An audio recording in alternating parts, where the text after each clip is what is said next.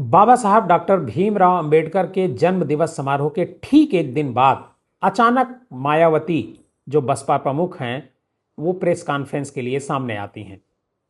पहले वो बाबा साहब के बारे में बताती हैं कि बाबा साहब ने किस तरीके से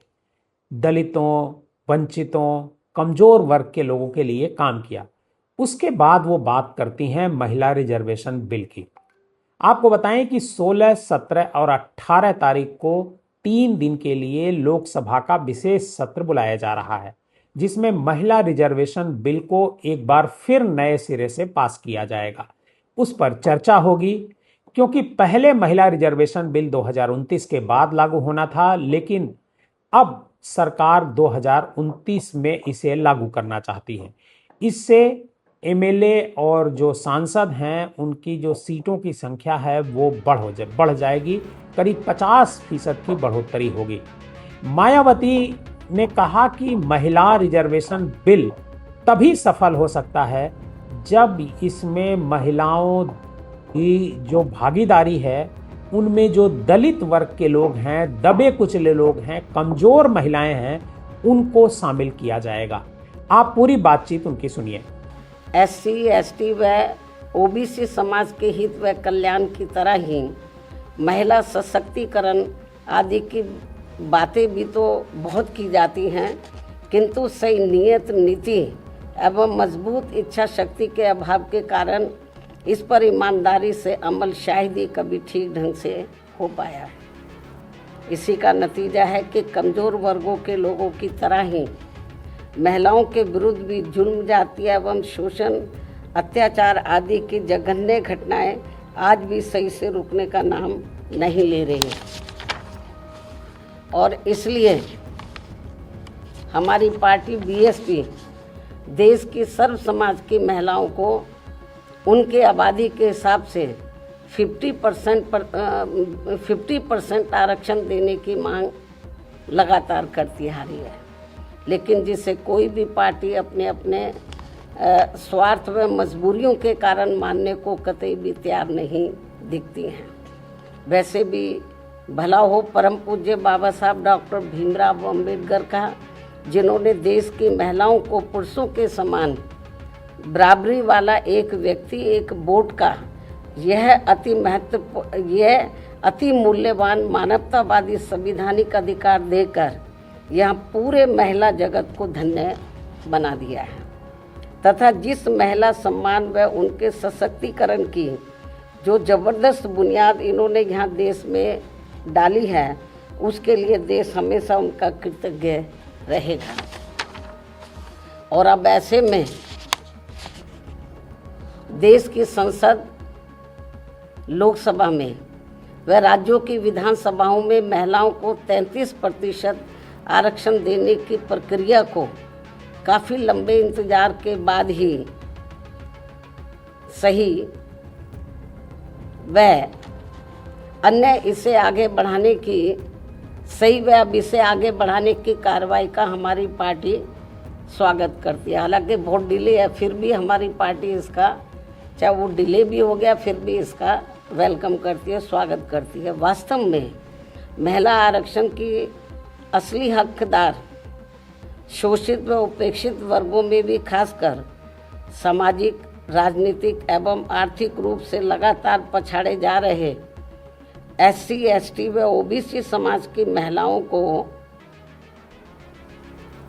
यदि इसमें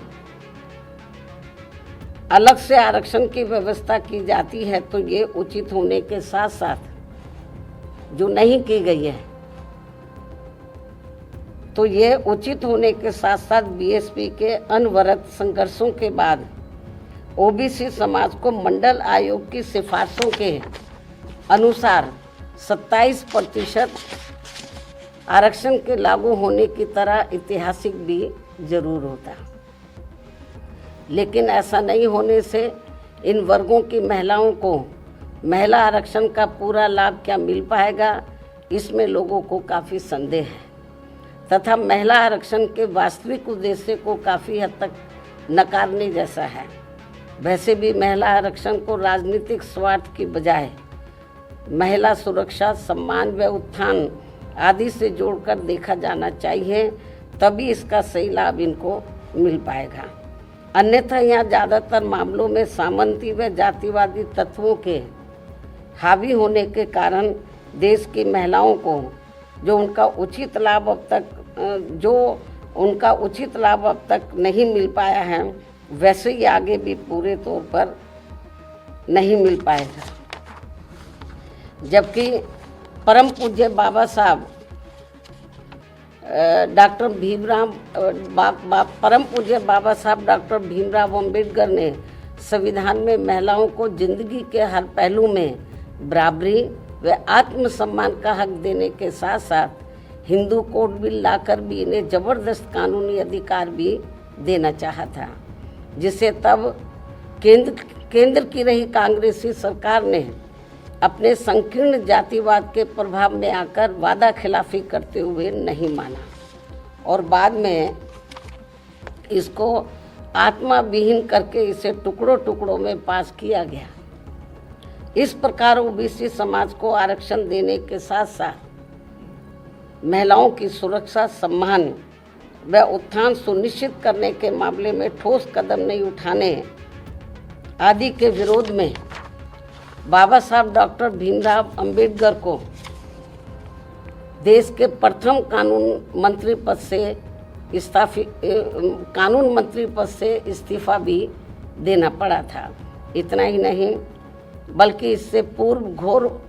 उपेक्षा की शिकार भारतीय महिलाओं में शिक्षा की अमर ज्योति की अलख जगाने के मामले में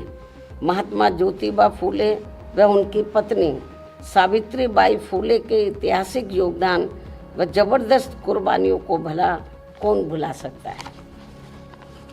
उन्होंने अनेकों प्रकार की जातिवादी उत्पीड़न एवं प्रताड़ना झेलते हुए अपनी पत्नी व आसपास की महिलाओं को शिक्षा के अलंकार से सम्मानित व नारी शक्ति को प्रोत्साहित किया, बल्कि हर दुख और अपमान झेलकर भी स्कूल स्थापित करके इस क्रम को अभूतपूर्व तरीके से आगे बढ़ाकर हमेशा हमेशा के लिए सामाजिक परिवर्तन के पिता में बनकर अमर हो। इसके साथ ही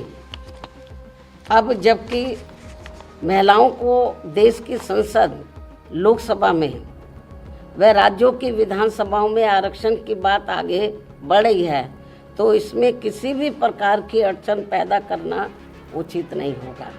इस मामले में खासकर कांग्रेस पार्टी को महिला आरक्षण में SC, ST व OBC महिलाओं को अलग से आरक्षण देने की बात इन्हें अब क्यों याद आ रही है, जबकि इन्होंने इससे पहले अपनी सरकार में इस विशेष मुद्दे की घोर अनदेखी की थी और BSP की इस मांग को भी अन्य और मामलों की तरह जातिवादी द्वेष आदि के कारण अनसुना कर दिया था। ऐसे में कुल मिलाकर BSP का संक्षेप में यही कहना है कि देश में महिलाओं की लगातार हो रही दयनीय स्थिति को देखते हुए बेहतर यही है कि महिला आरक्षण को संकीर्ण दलगत राजनीति से दूर रखते हुए इसको जल्द से जल्द लागू किया जाए, ताकि कुछ ना सही ये थोड़ा ही बेहतर होगा, थोड़ा कुछ तो मिले इनको। साथ ही महिलाओं की सुरक्षा, सम्मान व उत्थान आदि के मामले में सभी लोग अपना मन भी जरूर चंगा करें, ताकि देश को कटौती में गंगा मिल सके। इन्हीं जरूरी बातों व सुझावों के साथ ही हमारी पार्टी वर्तमान केंद्र की सरकार द्वारा संसद में, लोकसभा व राज्यों की विधानसभाओं में 33% दिए जाने वाले आरक्षण के फैसले का स्वागत करती है। हालांकि हमारी पार्टी तो शुरू से इसकी पक्षधर थी कि इनको 50% मिलना चाहिए, चलो थोड़ा घना इनको मिल रहा 33%, इसका भी हमारी पार्टी वेलकम करती है।